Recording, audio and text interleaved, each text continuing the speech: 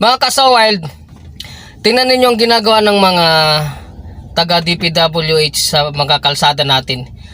Yung mga bitak-bitak, mga butas-butas na tapalan lang nila.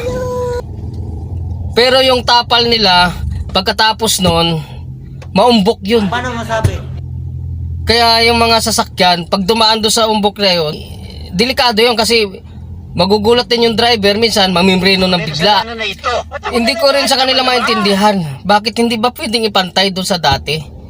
Kahit na tapalan nila, dapat pantay para hindi delikado. Lalo na sa mga nakamotor, delikado po yun, yung paumbok na kanilang tapal.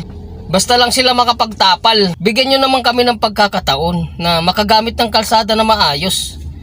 Umikot kayo dito sa buong Metro Manila, ang dami pong mga kalsada na puro tapal. Puro tapal na lang yung ginagawa nila sa mga kalsada. Kaya nangyayari, parang lalong nasisira. Kasi yung tinapal nila, pag umulan, nababakbak din. Oh, no! Pag napasukan ng tubig yung kanilang itinapal, parang naaagnas. Ganun.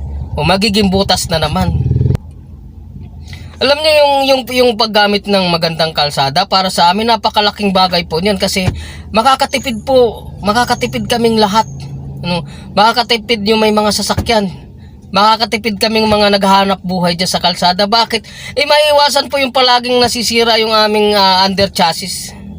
Lahat ng pang-ilalim, maiiwasan na po namin na magpagawa. So hindi po nasasayang yung oras namin sa pagpagawa ng aming sasakyan o ng aming unit na ginagamit.